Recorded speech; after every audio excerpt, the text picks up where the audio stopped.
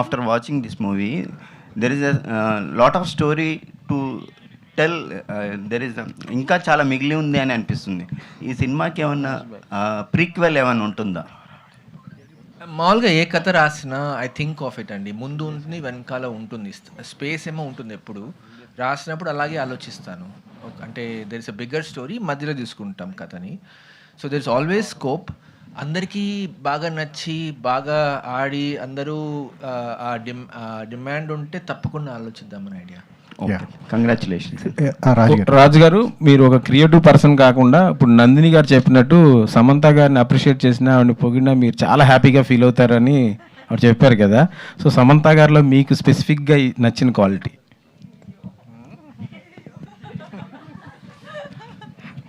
ఈ మూవీ ఈ character inspiration ఈమె.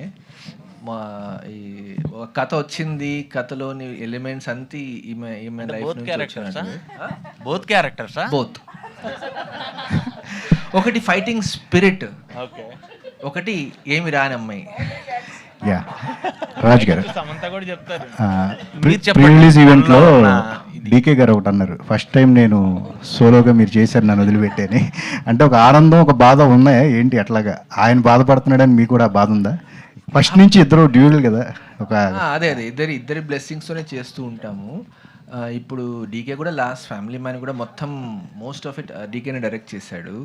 సో అలా చేస్తూ ఉంటాం, స్ప్లిట్ చేసుకుంటూ ఉంటాం టాస్క్స్. ఇది he knew that I was doing something with Sam and for Sam. So he knows that I'm doing this and not a problem. వాడు అన్నాడు, బాగా చేసుకోరా, నేను లేను, ఏం చేస్తావో ఏమో అన్నాడు. సమంత్ గారు, మీకు ఈ సినిమా తర్వాత మాకు అనిపించింది ఏంటంటే you have your own audience. మీకంటూ సపరేట్ ఆడియన్స్ ఉన్నారు. వాళ్ళని ఎంటర్టైన్ చేస్తే సినిమాలు చేస్తే చాలు. ఖచ్చితంగా 50 crores 100 crores పెద్ద మ్యాటర్ కాదు మీకు అని చెప్పి అనిపించింది. బట్ మీరు నా గురించి రాశారు, నా గురించి ఇలా అన్నారు, ఇవన్నీ ఎందుకు మీరు పర్సనల్గా తీసుకుంటున్నారు? మీకు స్కిల్ ఉంది, టాలెంట్ ఉంది.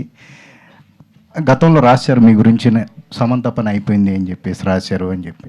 3 సంవత్సరాలు సినిమా లేదు కదండి అప్పుడైతే. ఇప్పుడు నాకు యాక్చువల్లీ యూజువలీ ఎవ్రీ ఇయర్ ఒక at least 3 films release I had you know. దాంట్లో at least 1 will be a blockbuster. So when you are in that race సడన్గా 3 సంవత్సరాలు like sickness, health issues, no films, ఎవరైనా you know they will believe whatever happens. This moment of weakness కదా. You question everything. You question what is possible, what is the truth. So there will be moments of lows for anyone.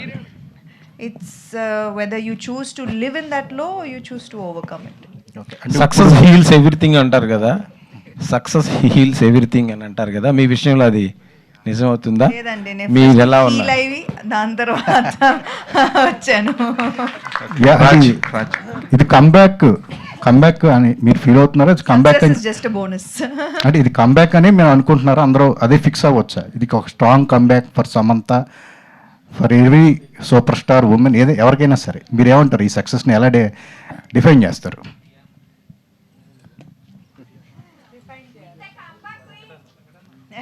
Okay, చెప్పేశారు. You guys tell me. Okay, comeback అంటున్నారు. సమంత గారు, సమంత గారు, మీకు నందిని రెడ్డి గారు hit ఇచ్చారు. So ఆమె gift ఏమి ఇస్తున్నారు మీరు? నెక్స్ట్ క్వశ్చన్ అండి. Next question.